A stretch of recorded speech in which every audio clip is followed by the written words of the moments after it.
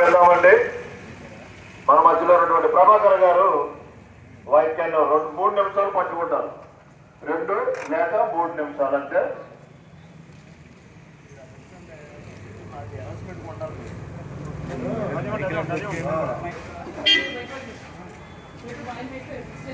మా ప్రియమైన భీమవరం దేశమిత్రులారా, ఈ సాయంకాల సమయంలో మరి పేద నరుని రూపము ధరించి అనేటువంటి పాట పాడుకుంటూ వచ్చాం. మరి ప్రభు యేసుక్రీస్తు వారు పరమును వేడి భూమి మీదకి పేద నరుని రూపుగా ఆయన మరి ఈ లోకంలో పుట్టి మరి ఆయన 33 సంవత్సరాలు జీవించి మరి సకల మానవాళ్ళ పాప పరిహార్థమై ఆ కలువరి శిలువలో తన ప్రాణమును పెట్టి మరి ఆయన సమాధి చేయబడి 3వ దినాన మృత్యుంజయుడిగా తిరిగి లేస్తాడు.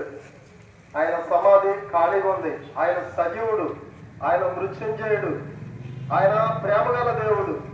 నశించిన దాన్ని వెతికి రక్షించడానికి మనుషు కుమారుడుగా మరి పరమలోకం నుంచి భూమి మీదకి ఆయన అరుదించాడు. మా ప్రియమైన దేశమిత్రులారా, దయతో గమనించండి. ఎవరైనా ఒక మంచివారి కొరకు ఎవరైనా ఏదైనా చేయగలరు. చెడ్డవారిని ప్రతి వారు కూడా ఆశ్రయించుకుంటారు. అయితే ఈ లోకంలో మనిషి జన్మ పాపి, కర్మ పాపి. అయితే పాపం వల్ల వచ్చే జీతం మరణము.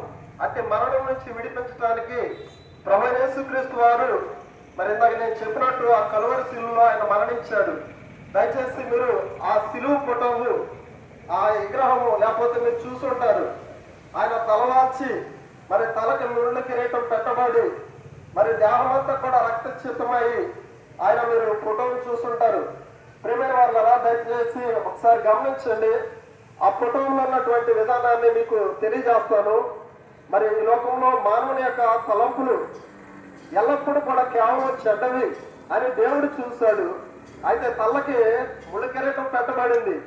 మానవుని హృదయంలో కామ, క్రోధ, మోహ మత్సరంతో ఉన్నాడు. ఆయన డొక్కలో బలుముతో పొడబడ్డాడు. మానవుడు చేతులతో చేసిన పాపముల కొరకు ఆయన చేతులు శీలలు కొట్టబడ్డాయి, మేకులు. అయితే మానవుడు పాపం కొరకు ఈ లోకంలో పరుగులెత్తుచుండగా యేసుక్రీస్తు ప్రభువారికి ఆయన కాళ్ళు మేకులు కొట్టబడ్డాయి. ఒకసారి ఆ శిలువలో ఉన్న ఫోటోని మీరు జ్ఞాపకం చేసుకోండి.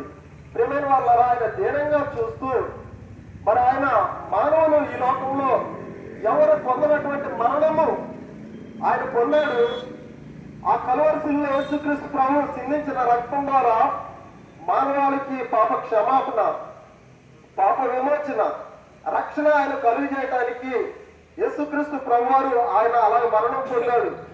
మానవునికి ఈ లోకంలో రక్షణ కావాలి కనుక ఆత్మ శాంతి కొరకు మోక్షం చేరటానికి ఈ లోకంలో అన్నదానం మరి చాలా రకరకాల మనకు తెలుసు, చాలా మంది చేస్తా ఉన్నారు. అయితే చేయని వారి పరిస్థితి ఏంటి?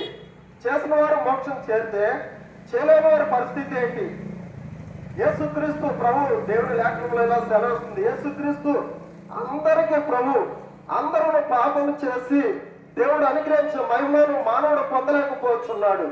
అయితే ప్రియమైన వాళ్ళరా, దయతో గమనించండి.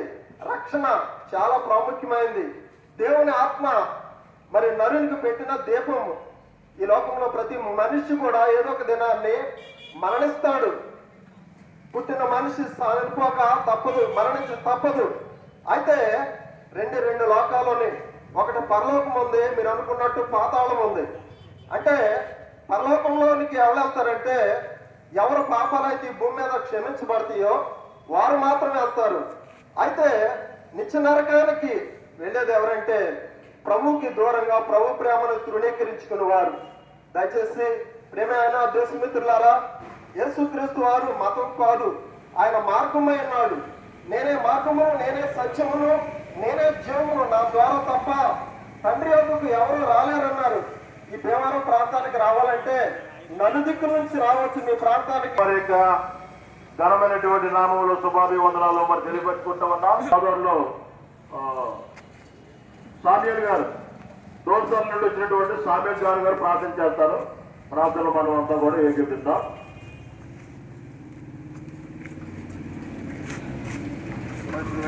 ఘనమైన దేవా, ఈ నవంబర్ ఎలా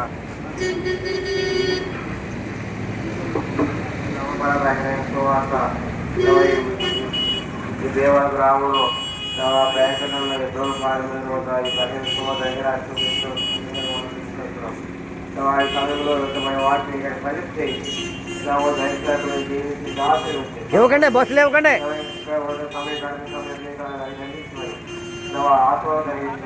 స్టార్ట్ చేయండి, బండి స్టార్ట్ చేయండి, బండి స్టార్ట్ చేయండి. పాస్పోర్ట్ తర్వాత నిర్వహించి తర్వాత పంపించుకోమని దయచేసి అర్పించండి. నాకు తెలుసు పంపించే నామం ప్రార్థన చేయడంతో అడిగి తండ్రి ప్రభుత్వం